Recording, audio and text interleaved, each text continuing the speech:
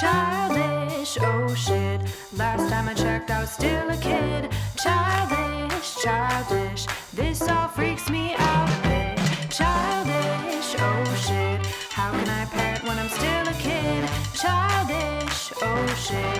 Who the hell decided I was ready for this? Hey now, welcome to Childish. This is Greg Fitzsimmons. This is Alison Rosen. You know, my father was a radio announcer my whole life, and he was very...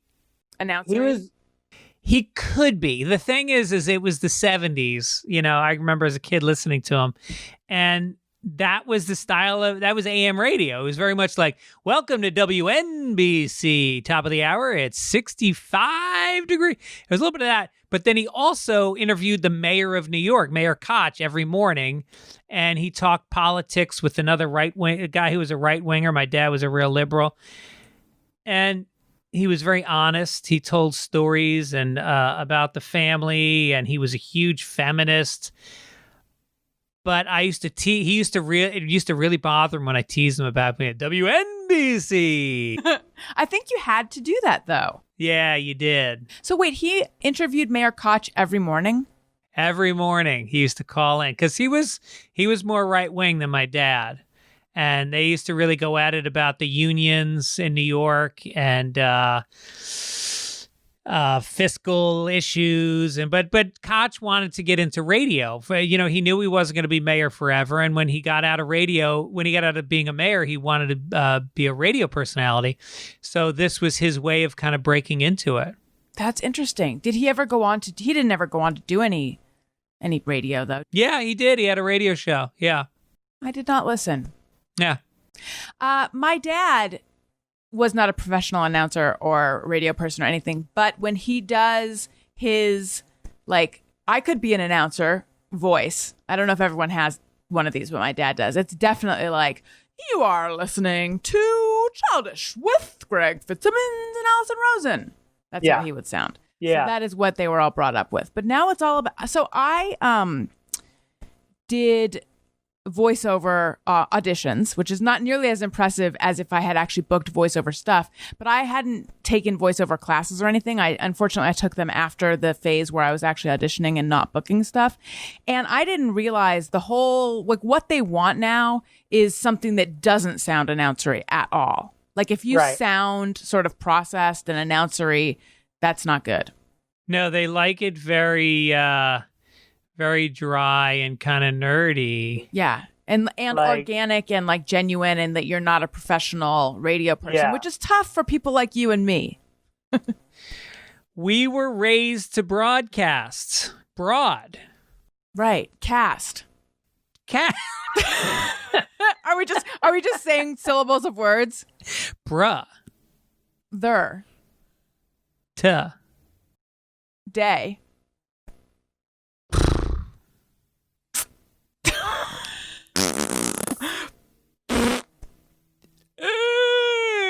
Two. Thank you, boys. What are we doing? I love it. I can't do an armpit fart, but I'm trying to over here. Greg, it's been a little while since I've seen you. How are you doing? You look freshly shorn. No, well, the head is, but look at the face. I'm one of these guys that, first of all, my daughter cuts my hair, which is always fun. We'll have like a Sunday where my wife cuts my son's hair, my daughter cuts my hair or buzzes my hair, and then my daughter trims my wife's hair, and then my daughter cuts her own hair, which is bangs. She cuts fucking bangs, and she's cut her own hair for like 4 years now. Nobody's touched it except for her. Right. How did she learn? I don't know. She's kind of a crafty kid. You know, she does a lot of sewing and painting and embroidery and stuff like that. And so she just kind of figured it. I mean, look, it could look a lot better if a pro did it. And now she like dyes it herself. So she used to have beautiful red hair. And now it's like, you know, a weird blue and black. So she's a little gothy. She's a little gothy looking. Yeah, I totally support it. I'm like, look, however you want to, short of tattoos and certain piercings, I'm fine. And yet she did give Owen a tattoo, right? That she told you is temporary, and maybe it is, but maybe it's not. It seems to be semi-permanent. It seems to be fading though. She did it a few months ago, and it's a little bit faded, but it's still there, and it's not good. Mm-hmm. No. That is like, did you see the movie Heathers? Yeah. I loved that movie. There's a plot point that involves these sort of fake bullet, like quote unquote fake bullets. Yeah. And then it turns out that like you just wanted to believe that. That's how I feel about this quote unquote temporary tattoo that she gave to Owen using a needle and ink. Now, look, I'm not versed in tattoos, so for all I know, this actually exists. But I also think this might be a something that sounds good to parents, and lo and behold, it's not going to go away. What do you think is an appropriate age to let your kid get a tattoo? And is it a different age for boys and girls? My first reaction was 18, because at that point they're their own, they're legally an adult and can do what they want with their body. But I would probably not allow it before then. And I don't. Yeah, I think that's I don't think you can tell them what to do after that. Yeah, I think when JoJo turns 18, she's going to be in a tattoo parlor the next day. She's really into it. Mm-hmm. I just hope that she takes her time and does something that's artful and will stand the test of time. Right. You don't have any tattoos, right? No, but I'm getting one. You are? Oh wait, yeah, you told me you're getting your Irish white pride harp symbol. Sorry, I take that back. I have a thing. I feel like when people have a lot of Celtic or Irish pride, it is suspicious to me, but not you. Is that? Yeah, I guess that's a thing, isn't it? There's a little crossover between hyper Irish, and I think because we are the whitest of people. I think there's a lot of crossover. Yeah, we're the whitest of people, and I think the Irish don't have a great track record with African Americans going back to I think it was the 20s or so. No, even earlier than that. I think that when they came over after there was a famine in Ireland in the 1840s, and there was an influx of Irish into New York City. At the same time, shortly after, the slaves were freed, and they kind of poured into New York, and they were competing for jobs. Mm-hmm. And there was a really horrible incident where the Irish attacked and burned a lot of black homes and apartments, and beat them, and I would imagine killed a bunch of them. It went on for days. It was a real blemish in Irish American history. Yeah. And I think that, anytime you have that exist in your history as a race, I think there's a part of those people that stay with that for generations, A part of those people that stay with. Oh, you mean that sort of the hatred remains. Yeah, I think so. So you're going to get a harp. I'm going to get a harp, but it's also going to have Teddy Roosevelt playing it. Isn't that the statue that came down this week? Oh, is it? Yeah. Okay. I've lost track of which ones are coming down. Where are you going to get it? On your body? Where on your body? Standard shoulder. Mm-hmm. So I don't have any tattoos because I can't decide on what image I would get, although I like them. But I was thinking if I were to get something, maybe I would get it on the underside of my forearm, or is that called your forearm? And Daniel... Isn't that where the Germans put the serial numbers on the Jews? I want to commemorate something important to my people. No, yeah. I would not. Yes, I think that was, yes, I would get it a little bit higher. But Daniel was super not into that placement of a tattoo. And then my old producer was like, women who have tattoos there are crazy. I believe that's true. Why? I don't know, but that's that's what I've seen. Women with those are crazy. Where the forearm, forearm tattoos are crazy. I think top of your foot is nice. back of your neck since you have long hair, because then you have the option of wearing it up or down, Okay. depending on the social situation. Right. Um, And like hip or tramp stamp location is also accepted, and ankle, right? Those are like the dainty lady spots. yeah, I think hip. I don't know about tramp stamp. That feels. It's dated. No offense, but I think that ship has sailed. I think you're a little old for the tramp stamp. I feel like I'm old for all of these. No. Honestly, if I were to get one, I would do like, what about just like where a dude would get an anchor? What about just that part of my arm?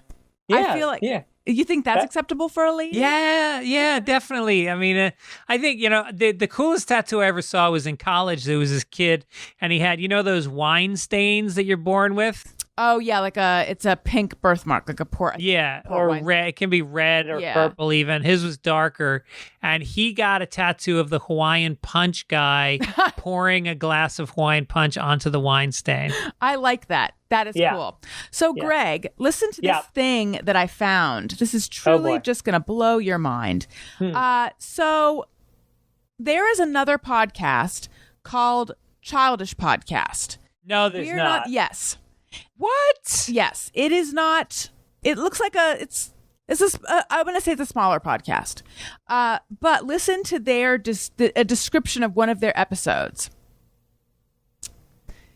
This is Childish Podcast, the other one, not us. Happy birthday, virgins. We've fired Kaylee. Sorry about that. Her voice was driving us all nuts, so she had to go. Speaking of nuts make you fart, and farting is a form of gas. Hey, we talk about gas in this episode, too. Elisa reveals more secrets of being an RA and reads old diary entries. And then we have a special guest. Our special guest teaches us the important lesson that when life gets hard, just give the wheel a jiggle. So clearly they're like college students, but they talk about farts and they read old diary entries. Greg, what if they're like Bizarro us if we were still in college a long time ago? We talk about farts. We read old diary entries. I think that if you got to choose between college kids talking about farting and older people talking about farting, come on, there's no choice. We've done it longer. We've mastered it. We made fart noises at the beginning of this podcast. We made it artistic. It's artistic. For them, it's a novelty. It's like tee hee hee. We're talking about farting. Right. We talk about farting. We bring experience, wisdom, maturity, strength, and hope. And there's no comparison. No, there's not. And we bring relationship to it, how you react to a partner's fart, what your fart's saying about your health at any given point. We can extrapolate that for you. Yeah. You're right. It's really like, I feel sorry for them. There's no contest between Childish and Childish Podcast and the fart content on both. I hate that there's people that are going to listen to theirs now because of ours, because there are people that have stopped listening right now. No. There's going to be a couple people who are going to go check it out to see what they're like, and they will come back and they will report to us and they will tell us that they didn't learn a whit about farts or life from these other ones. How long? I'm looking it up right now. What's it called? Childish Podcast? Yes. I want to see how long it's been around, because I'm fairly certain it was after us. Yeah, Childish Pod. No, the only thing that comes up is Childish Podcast, ours. Well, I didn't make it up or pull it out of my butt. That's where I keep my farts. Did you find it in Apple Podcasts?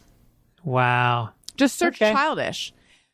While we're talking about Apple Podcasts. Yeah. Wait, what'd you say?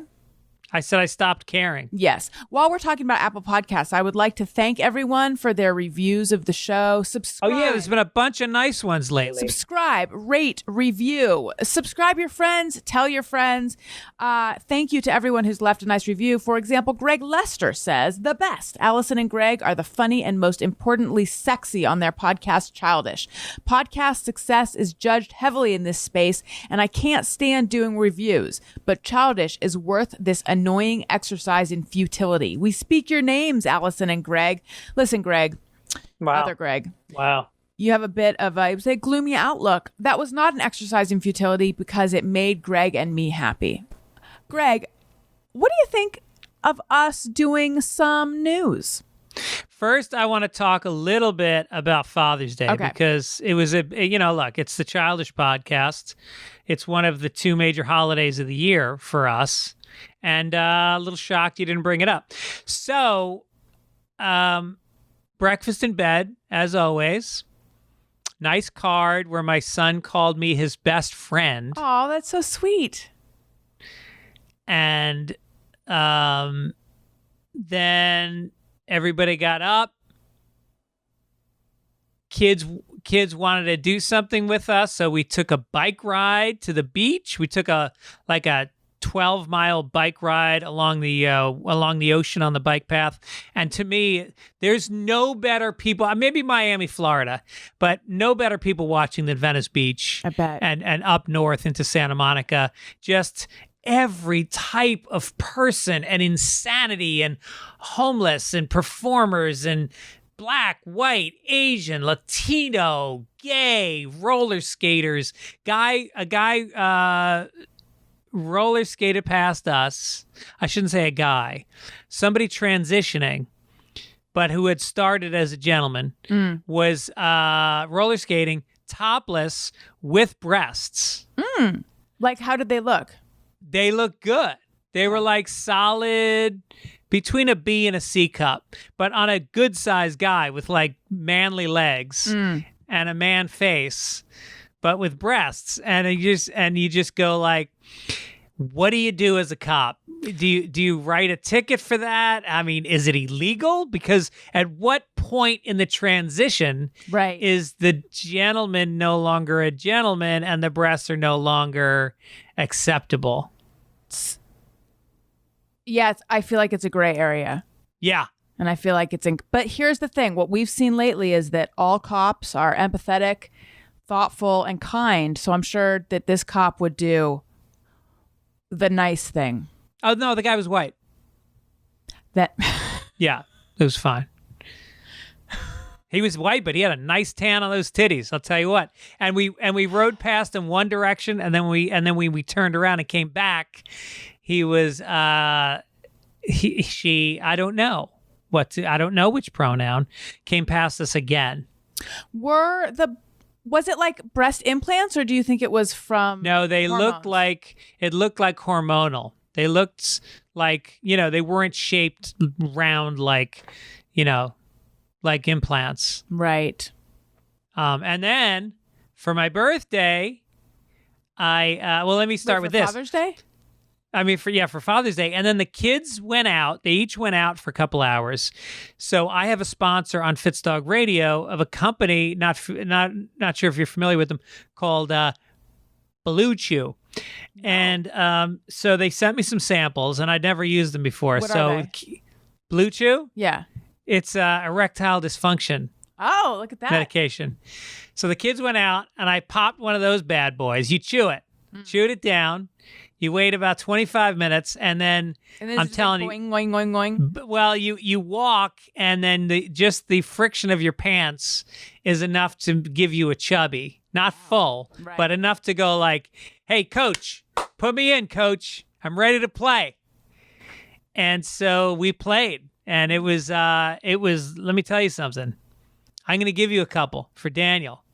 It takes it to a bigger level. It's like, those bicycles that have motors in them. They have electric motors. Sure. It's like a moped for your dick. You pedal a lot faster. You get much higher speeds. I have a lot of questions. So for men that don't, I'm assuming you don't have erectile dysfunction. I do not. And Daniel does not. What does it do for you though? It just does it make it a more powerful? By the way, they are not a sponsor on this show, and I feel like we're giving them some sponsorship time, but that's okay because it's okay. What does it do for you? It makes you feel like you're in a faster car. Like when you hit the accelerator, it's a little more powerful. Have you ever taken? Sorry, go ahead. You feel like you can do things that you wouldn't normally do. Interesting.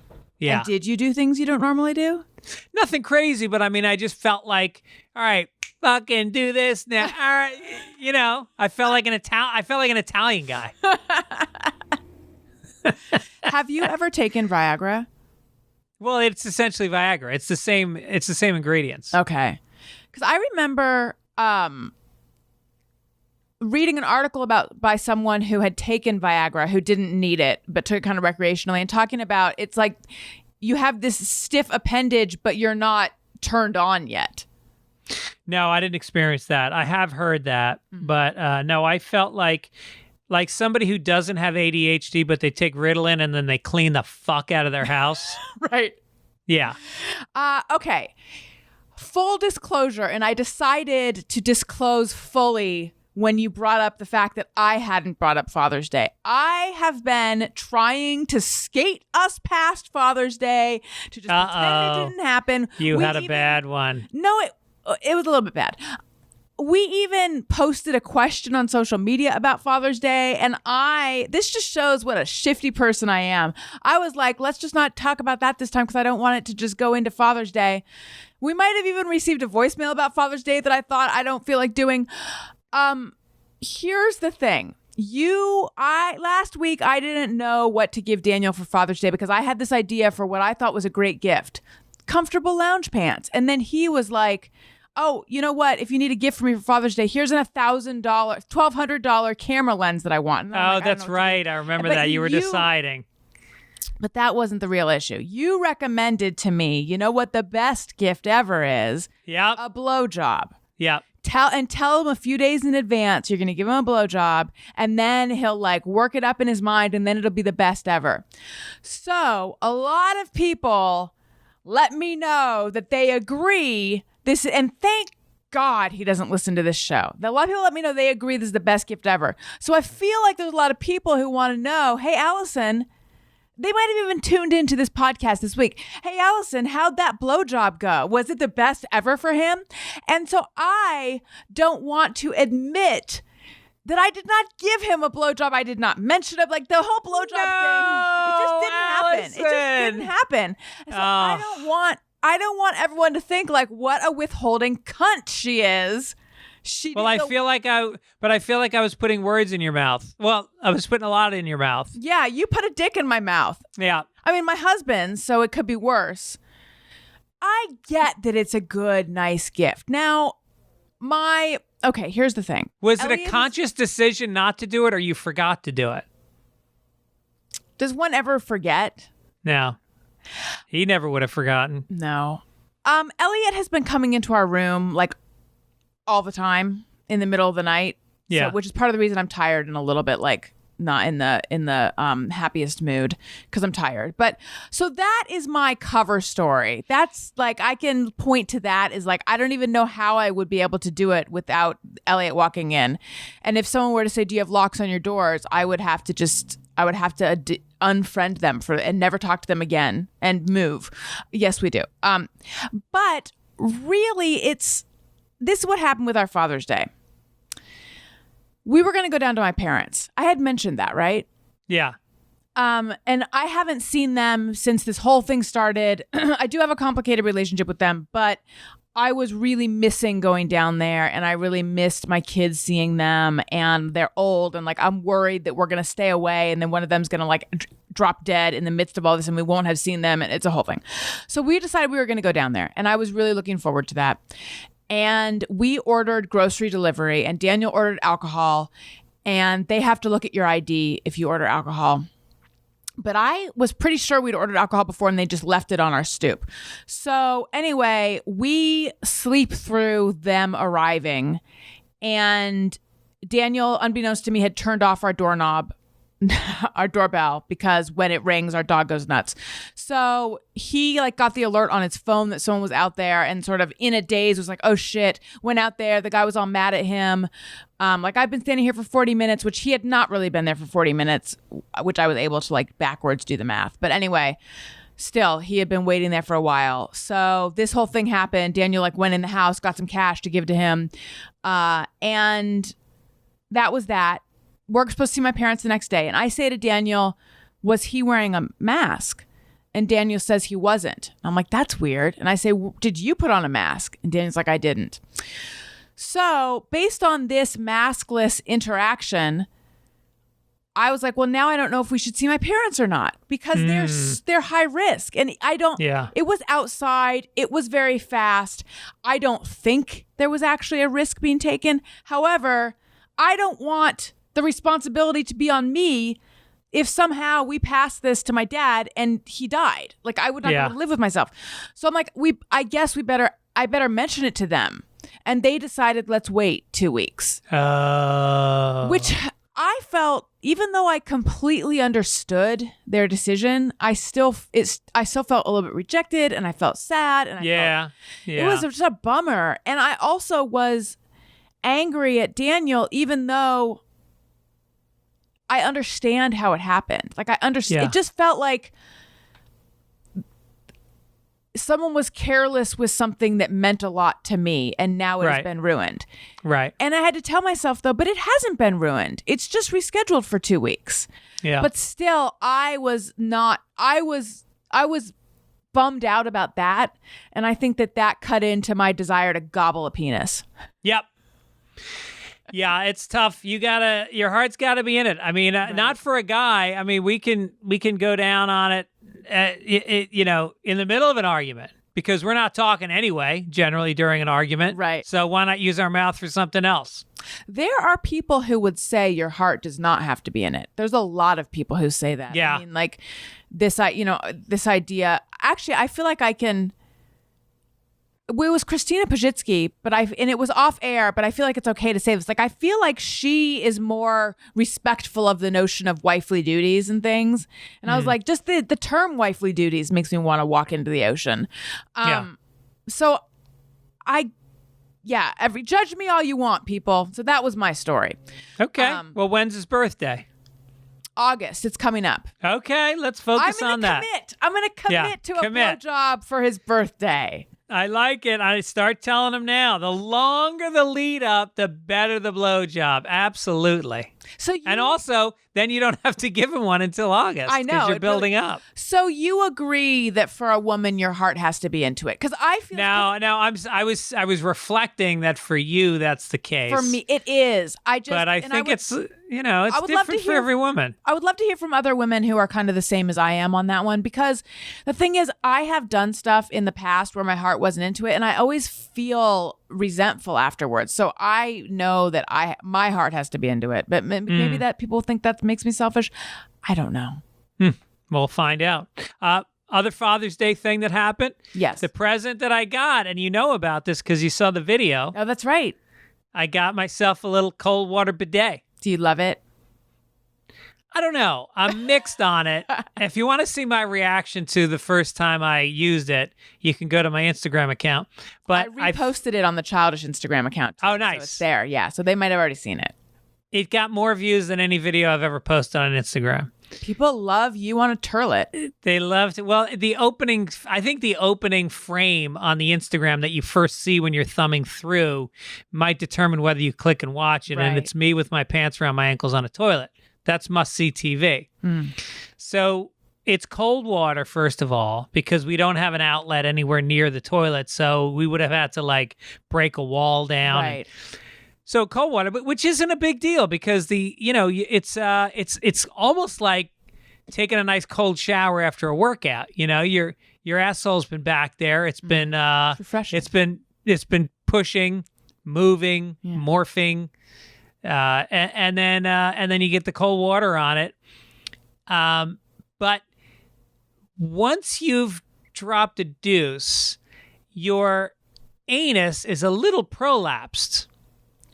I am so glad you're mentioning this. And when the water hits that, it's not hitting the outside of your ass. No, it's hitting the inside of your anus, basically. Right. It's heavy. But the problem is it cleans it out. But I'm finding the reason I wanted it was because I wanted to save toilet paper, since I didn't know if you'd be able to get any. I use more toilet paper drying. I got to dry off my fucking ass cheeks, my taint, my balls. Everything's wet. Can you make for a more precise stream? No, because it's at the back of the bowl. Okay. You got to imagine that it's coming in at like a 30-degree angle. Maybe you need a towel, a bidet towel. Maybe.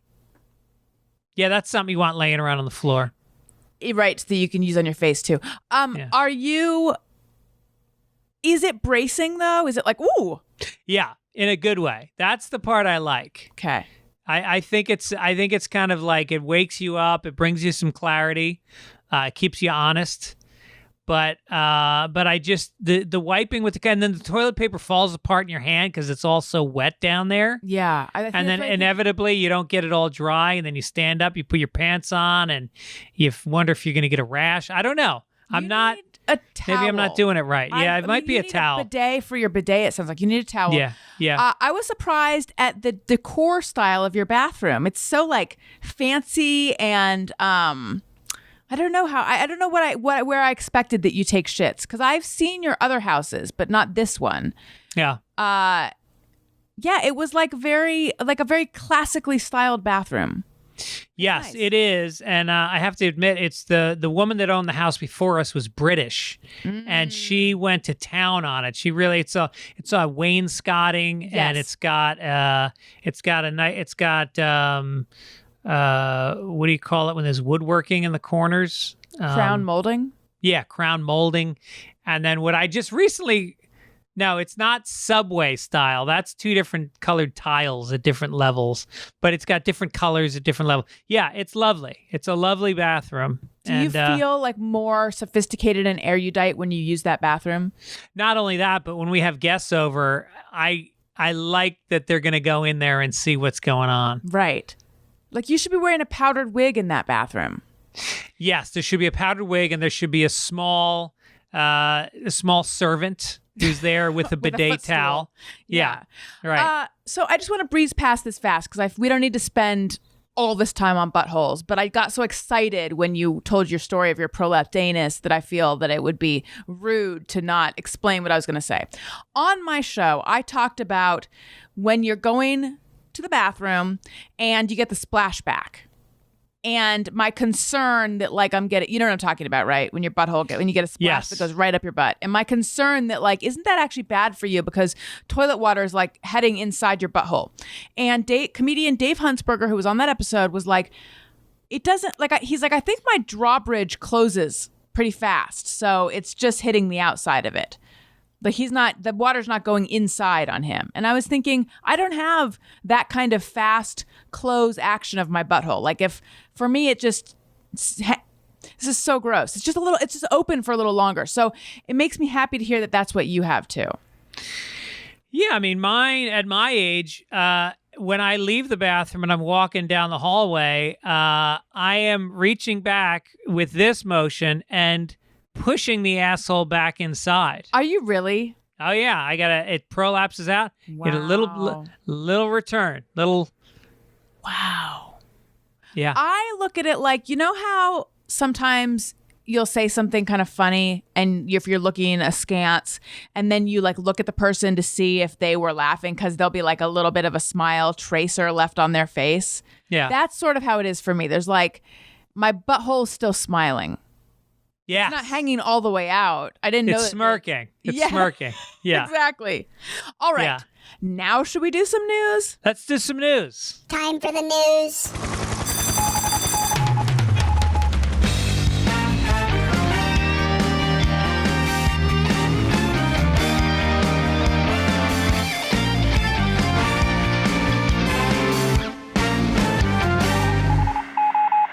Okay.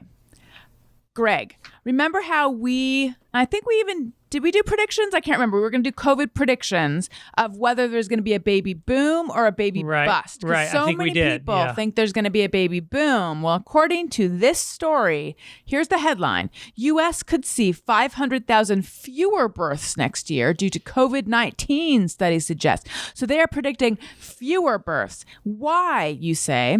Because looking at things like the 1918 influenza pandemic and the 2000 to 2009 recession, researchers say after those there were fewer babies born, and also people have like reduced access to fertility treatments and stuff. So they're expecting 300,000 to 500,000 fewer births next year. There you go. Well, that'll be offset by all the abortion clinics that have been shut down around the country during the pandemic. Yes, although I just heard that in Louisiana, the closing was struck down. It right? was. Well, I think that people are having less babies also because you don't have time. I mean, like, I know Erin and I, our go-to time is we have daytime sex when the kids are at school. Right. And now they're home all the fucking time. And so we've been very infrequent during the pandemic. And I also think that people during a time like this, there may be some sort of subconscious biological thing that says this is not a time to bring Right. new life into the world. Right, because what world are you bringing them into? That being said, for someone who's pregnant right now, it's going to be okay, but still, I do think that there's I not specifically related to sex, but just today I was like, I feel like there's just this malaise sitting on top of me. Like I am not it's just low level depression. Like I'm just tired of this. I'm not in the mood to do anything. Everything feels like a struggle. So yeah. I feel exactly the same way. And then on top of that, I feel a layer of guilt because I know that I am so much better off than so many other people. I mean, we've got our podcast. We can make some money off of that. We've got we have our health. Yeah, I mean, there's so many people that live paycheck to paycheck that are in a situation now where they have to decide between working in a supermarket where they're exposed to people or driving an Uber, and possibly fucking getting sick. Yeah. And so I feel on top of all the malaise, I feel guilt. Yes.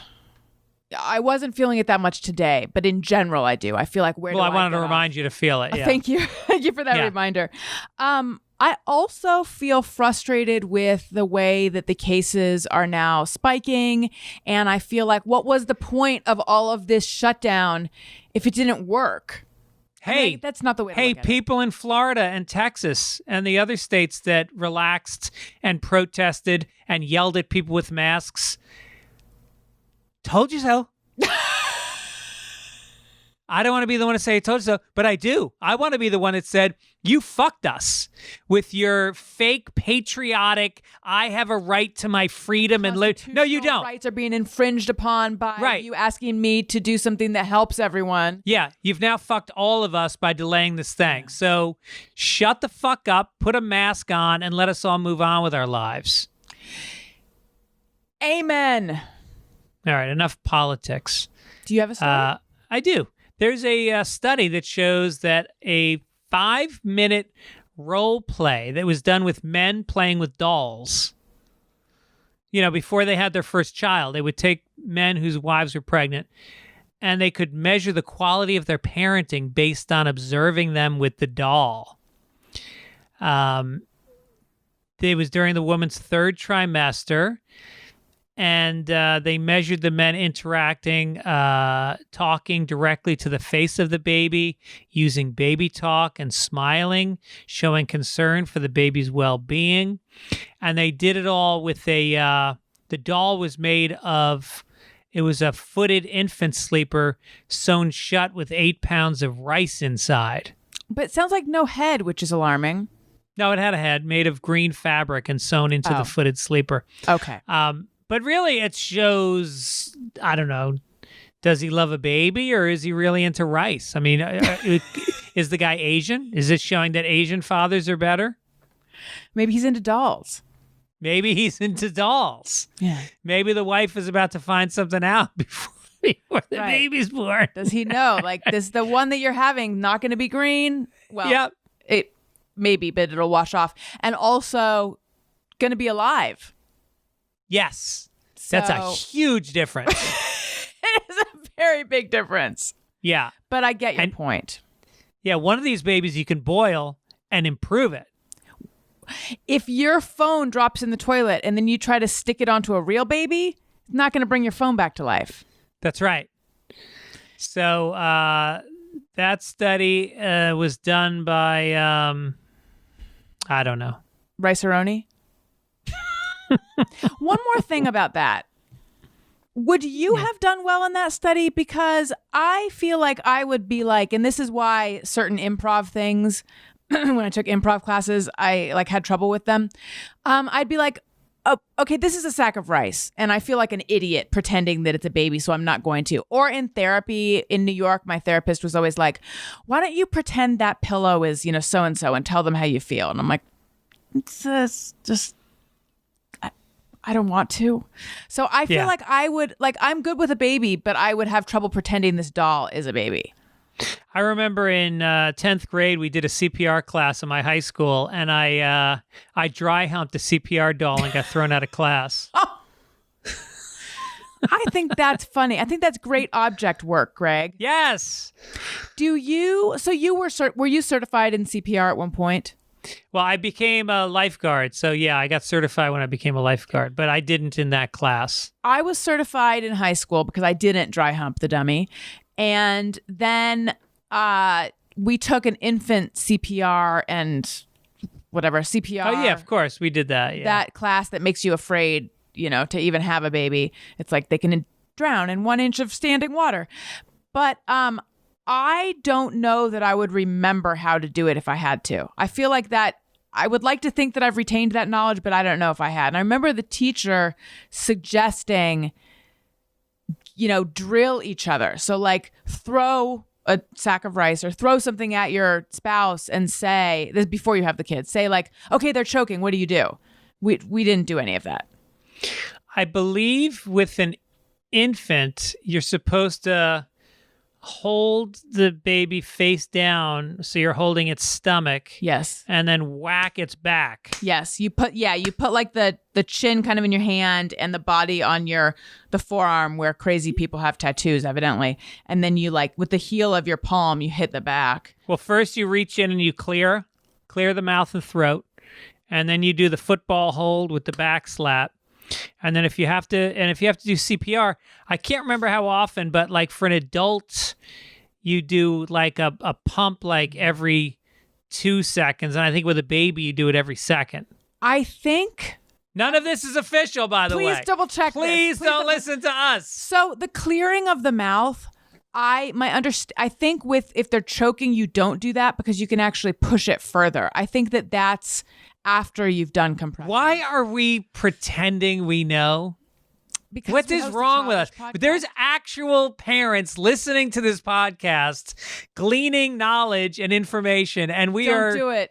Don't do anything we just said. Out? Should we cut no, that out? leave it in. Leave it in as a lesson to us to just say, take a class. Take a class or look it up. So what we have this is the best thing we got out of the class, were these little magnets that have all the instructions on them, and they're on our refrigerator. So my advice to you guys is if you're worried about your kids, come look at my refrigerator. And you can also see the poetry that she makes with random words. That's right. You're the kind of person that actually has done that. Everyone in college had refrigerator poetry. I never owned my own set from Urban Outfitters, but I definitely appreciated it on other people's refrigerators. Right. I used to write poetry, Greg, and I don't just mean with magnets. I used to write actual poems, and I don't do that ever anymore. I wrote one this morning. You did not. I have been journaling. It's my high. This is going to be my high. Let's get into. All right, let's do highs and lows.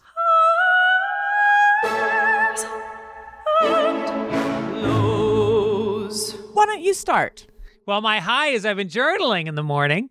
Get out. And I just realized that I've been in a creative rut and that I need to get some clarity on my life. I feel like this is an amazing opportunity for those of us fortunate enough to have downtime. Yeah, I feel guilty. Where it's time to, you're not on the hamster wheel, and you've got a time to settle and recalibrate and take stock of where you are and where you want to go. And so I thought, for me, that's always been writing. When I write, it clarifies things. So I've been writing, and sometimes I get up earlier, set my alarm, and then I go sit outside in our backyard, and I just write nonstop for like 45 minutes. And it's mostly free verse, but then I included a little poem this morning. I love it. And it makes me feel unbelievable. The whole rest of the day I feel better when I do it. Now, is this like the artist's way kind of writing? Yeah. Like just just sort 3 of whatever pages. comes- Artist way says get up and write 3 pages. The It's artist's essentially way, that. though, says it has to be longhand. Yes. I also haven't finished even reading the artist's way or doing any of it, but you write on your computer, right? I write on my computer because my handwriting has gotten worse as I got older, and I can't even read it anymore. So tell me more about how this makes you feel so good, though, because I feel like I should be doing this. I similarly, okay, so I was listening to, have you seen Book of Mormon? Yes. Did you like it? Loved it. I love Book of Mormon, and I was listening to it earlier, and for some reason, I always find it so inspiring, which might sound funny to people, but just like Trey Parker and Matt Stone, it's so playful and silly, but it also has a message and a point. And I was like, I haven't done anything in my life close to like creating something like that. And I want the opportunity to say something, but what is it that I want to say? I feel like I've got the cart before the horse. And so I need to just like unplug to a degree. Instead of fucking spending my life on Twitter, I need to unplug and actually create something. And I feel like if I were to like just get in the practice of writing a little bit in the morning, I would feel better.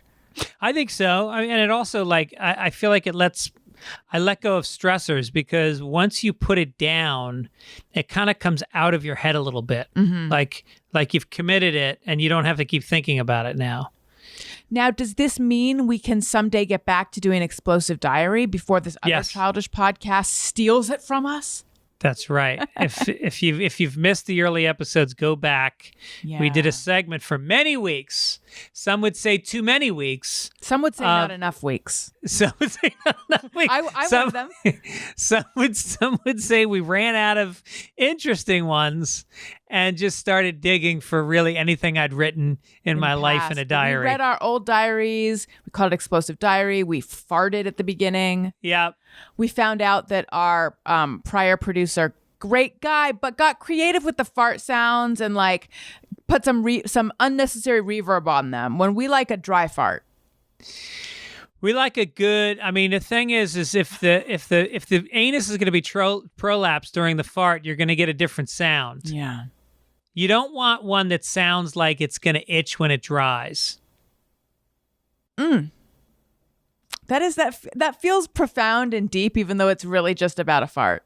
Yeah. But you don't want. I want that needle pointed and put on my wall. Mm-hmm. All right. Well, that's a great high. My high. And I feel guilt about this high because this high to me feels frivolous. But I have finally decided what kind of outdoor furniture to get, and I'm pretty close to pulling the trigger. We have we have a nice backyard that is furnitureless because it just has always been like, yeah, we'll get to it one day. And I'm a very indecisive person, and my indecision comes out especially when it comes to furniture because it's such a big purchase. But I've honed in on a nice outdoor couch from Macy's, just choosing the color. I went to Sunbrella and I've ordered some fabric swatches, and right around the time that this pandemic is over, I think we'll actually have furniture. And then where will it get here? I'm happy for you and I'm sad for the kids because you have such a beautiful big grassy backyard, and I just picture your kids running around in it. Where is all this going to go? It's going to go on the patio. It's going to go okay. where, you know how Ray's crap is here still? Yeah. Yeah. Like we own his crap. It's covered in garbage bags. It's beautiful. It's a beautiful feature. I've never seen it. That's great. Yeah. So it's gonna go on the patio in between the two steps. It'll be like the yard will still be full of lush. I love it. Are you gonna get a heating lamp? I hadn't thought about it. I feel like Get a heating lamp. Then you'll use it year round. Okay. You know what we have a heating lamp, and it makes us use the outdoor space more. But you live on the west side where it's like a good 20 degrees cooler. That's hot true. Here. Yeah, that's true. But I do also want to build a pergola or an overhang to block. Yeah, we got one of those. Those you are do? good. Is it covered or is it slatted? It's slatted, but then we put a sheet of this mesh that blocks the UV rays while letting the light through, which is really nice. And it also keeps debris from falling onto your furniture because it's, it's a net. Yeah, that sounds great. Did you get it? Did it come Is with this the the house? most boring conversation we've ever had on crashing? Well, not on crashing. Ah! Why do I do that all the time? On Childish. Listen, this is Childish. Crashing set the bar for a higher level of content. One more pergola question. There's a couple people who are like... Still listening? I was going to say jacking off because they're that into pergola talk. Yeah. And it's just my husband, though. Yeah. Last quick question. Did it come with the house or did you install it? We installed it. Okay. What was your low?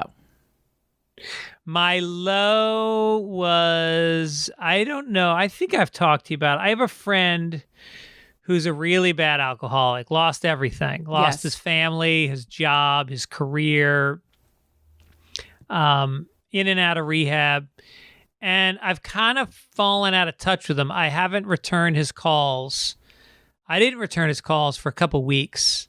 And then I did yesterday, and I haven't heard back from him. And I feel like I let him down, and I can't for the life of me figure out why I stopped talking to him. And part of it was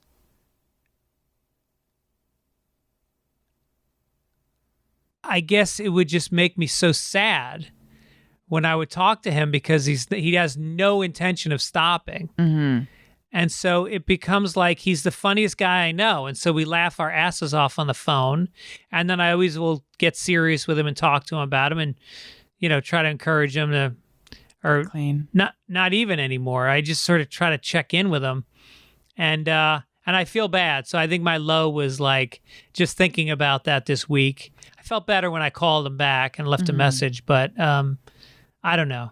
It's really hard. That's a really hard situation. I mean, like that does a toll on you. And I get that you want to be a good friend, but like watching someone engage in such self-destructive behavior and watching someone like with an active addiction, it's really hard. No, he's shitting blood every time. God. He's attempted suicide recently. So it's really bad, and I want to be a better friend. Part of me wants to fly out and go see him, and but that part of me also knows that it won't do anything at all. Mm-mm. And I'm worried with the COVID to go do it. But so anyway, it was a low. It was a low for me as a friend, and I'm ashamed of it. And I need to step up, and I have, and I'm going to continue to. I would just, as your friend, say, try to go a little easier on yourself. I mean, it makes sense to me why you would need to periodically pull away. I would imagine part of you is worried that he's going to die, right? Yeah. So you might be trying to protect yourself. Yeah, I think it was after the suicide attempt that I kind of was having a hard time talking to him. Yeah. Are you friends with other people who are also friends with him? Like, have they pulled away also? I try to keep in touch with his ex-wife, who is remarried, and he is kind of harassing her and the husband, and so she's been pretty good about still caring and trying to help him, but there's kids involved, so that's not good either. Well, he sounds unwell and probably pretty narcissistic at this point. Like, is there a lot of Well, that's what it is it's his ego. He can't let go of where he was extremely successful before. I mean, he was really successful, lawyer, and lost it all, and he can't let go of what he lost. And he needs, I think for AA, the first thing they say is you got to get over yourself. Right. In order to let go and find your place in the world. Is he not open to therapy or anything like that? I think he is. And, he has had success going to rehab for periods of time, but it just doesn't last. Well, you've done it again. You've chosen a low that makes my low. I don't even have a chance. That being said. Why do I start? I should never start the low. You should always start with your little lows. So that with your little lows. Mine, in my defense, I think that this will also tug at some heartstrings. So It's not as little as some of mine are, but it's not the same. Okay, so anyway, my period, a normal cycle is 28 days. And my period has been a little bit irregular lately.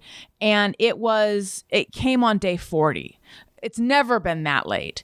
And I was really wondering what was going on. And then I was like, it doesn't make any sense, but could I be pregnant? Like, I don't, I did IVF to have, everyone knows I did IVF to have my kids. It was very hard for me to get pregnant. I don't think I've ever been pregnant naturally. So it doesn't make any sense that I would be pregnant. Well, the good news is you had sex this month. Exactly. So there is that. So, but and I couldn't even remember, like, was the timing right for, but still, I got it into my head that, like, and I don't even feel pregnant, but I know that if I go to a doctor, they're going to ask, is there any way? So you know what? I'm going to take a pregnancy test.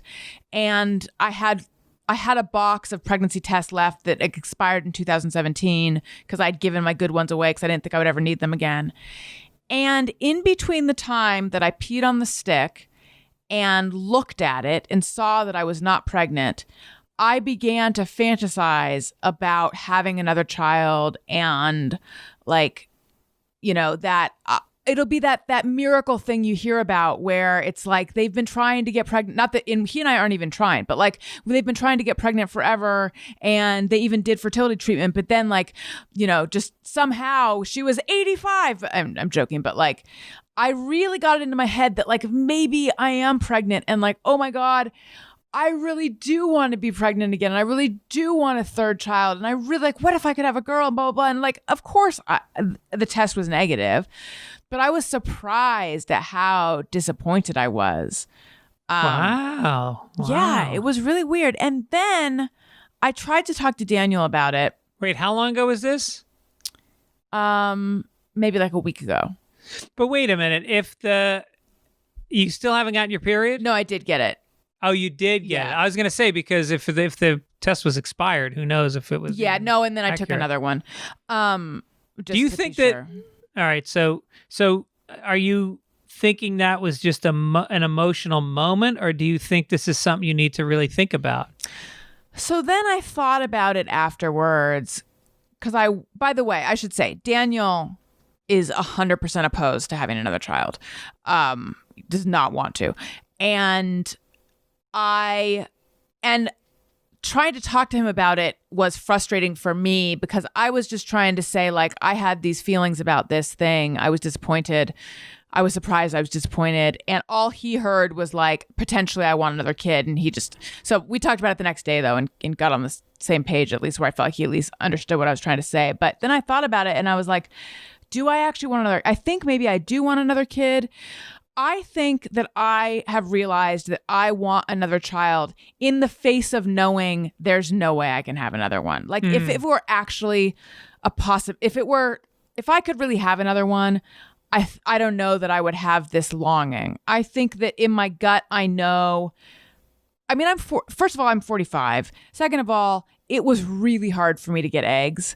And I just, yes, I could go spend money to find out that I can't, but I already know, and I don't want to do it bad enough to, first of all, for all I know, the fertility clinic would be like, we're cutting you off. Like it was so hard before, there's not any point, but I'm sure that they would, do like a blood test or two to see what my levels are, but I already know. And I don't even, it's so not realistic also. So I think it's a lot of things. I think that given what's happening right now with coronavirus, I think that I'm like, I think there's a part of me that's like, it would give me a project and I know how to be pregnant. Right. And it's like about exactly 2 years from when I was pregnant with Owen. And it's around this time of year that I like focus on getting pregnant and stuff. So I'm not really thinking about doing it, but I was surprised that I even wanted to. Wow. Interesting. What about you guys? Did you talk about having a third? I wanted one, and Erin wasn't as on board for it. Mm-hmm. And then after like a year or two, she was like kind of revisiting it. I was like, no, I'm done. Why? I think that our life was starting to get a little bit more normal again, and I didn't want to give that up. Right. And I also really felt like at that point we would have been in our, we would have been pushing 40, and I felt like, look, we had 2 healthy kids, a boy and a girl. Let's walk away, on top. Yeah, So, I mean, we're already worried about how old we're going to be when they're, adults. It just seems really like pushing our luck to try to bring it would not be possible for me. But then like the arguments for it, if it were possible, are like, well, we make really great little people. Why not make another one? And yeah, we're good at this. How fun it would be for them. That's a new thought I've had. Like, it'd be so, the more the merrier, it'd be more fun for them. I don't even know if that's true. We have 2 great kids. We're very lucky. Yeah, right. Do we have some emails? We do. You wrote. If you would like to email us, childishpod@gmail.com.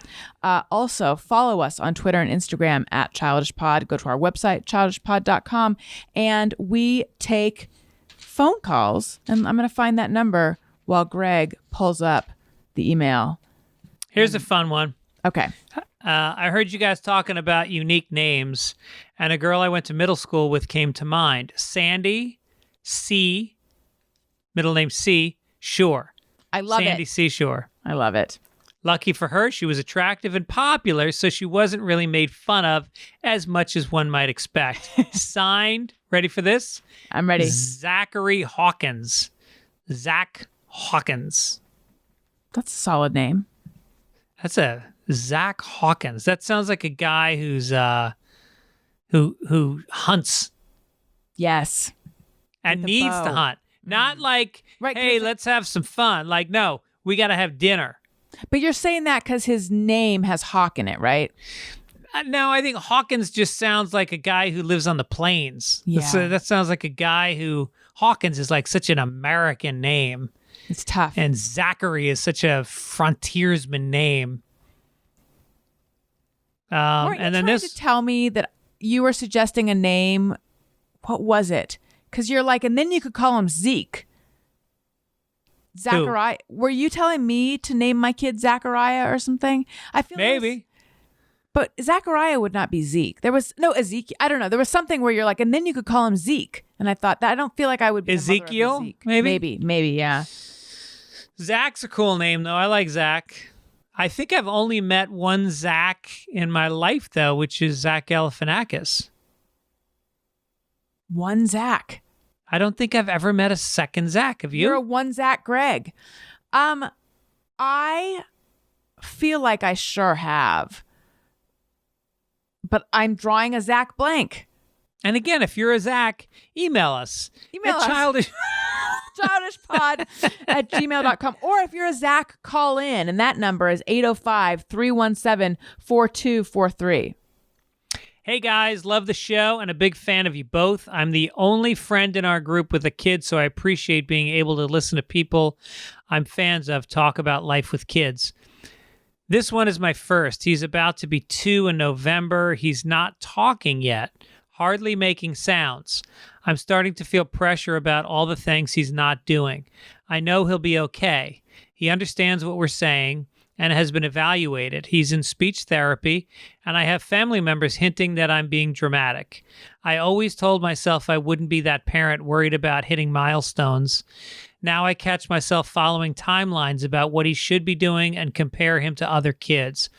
How do you relax as a parent when it comes to your kids developing? I want to be able to enjoy this time. I'd hate to look back on these memories and just remember how worried I was. Thanks, Lisa. Well, to answer the question of how she would hate to look back on this and just remember how worried she was, I have found that the emotion attached to a memory oftentimes like evaporates. So I can remember something and I know that it was pretty awful and I still feel nostalgia and fondness for it. So that part I say, just put that aside. You won't remember the actual worry. I totally get being concerned about milestones. I took Owen to his 15-month appointment, and I went from before seeing the doctor feeling totally fine to being convinced he had all sorts of problems because he wasn't walking and talking yet. And then she reassured me. So I think that that's just part of being a parent, because you want the best for them and you can quickly talk yourself into there's a problem. He is in speech therapy. He's been evaluated. It is being handled. You're doing everything that you need to do. You're being a good mom. And I think you really don't need to worry. It's all going to be okay. And I also think these family members who are making you feel guilty can fuck right off. Yeah, I mean, I have friends whose kids didn't speak until later. And, in almost every case, it turns out that it was just a glitch and they ended up catching up. But in a bigger picture, this is something that you deal with. I have teenagers and we still deal with milestones, SAT tests and college admissions and all this stuff where you are comparing and, not to compare me with my wife, but she gets much more caught up in this than I do. And I really do believe that the challenges that your kids face are their challenges. It's what's going to make them who they are, and that you're going to love this kid just as much, and this kid is going to have a full life in whatever version of life he gets handed, whether he's a fucking lefty or a redhead, or whether or not he has speech impairment or any other developmental issues. That in a much broader philosophical sense, you have brought a child into this world and you'll experience love like you've never felt, and he will from you. And that's all that really matters. For me, I think the milestone concern is more about how am I doing as a mother than it is. It's like, am I asleep at the wheel? Is something happening? Right. Am I not doing the right thing? Am I letting him down? Because the truth is, if it turns out that he has, a delay here or an issue here, then we will deal with it and it'll be okay. But it's more, for me, it's like this anxious, am I, trying to identify where there's a problem. And I just wonder if it might be that for the emailer as well. Yeah. Yeah. I think that's really profound what you said, Greg. Well, I'm dealing with it with my kids now, because they're, kids have issues throughout their life. And I really, I worry about them, but not as much as my wife does. And I really just, my whole refrain is always stop comparing them to other kids. Mm-hmm. When you compare your kids to other kids, you're gonna always lose, because you're gonna pick a kid who's doing better always to compare your kid with. Right. I think we've done it. Oh my God, have we done it again? Alison, you know what else we can do is we can ask people to support their favorite charity at this time. I just Yes. wanted to remind people of that this week. There's some great ones out there. If you live in Los Angeles, I work with a group called People Concern, where they're the biggest homeless outreach program in LA.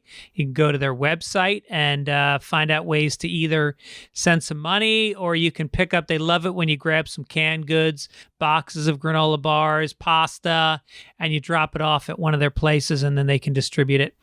So get involved. And if you're a Zach, don't not contact us. Do contact us. I just want to remind the Zachs out there. And Zach, if you're homeless, we'll send you some pasta. That's right. Zachs, we are interested in hearing from all kinds of Zachs, be they sheltered and unsheltered.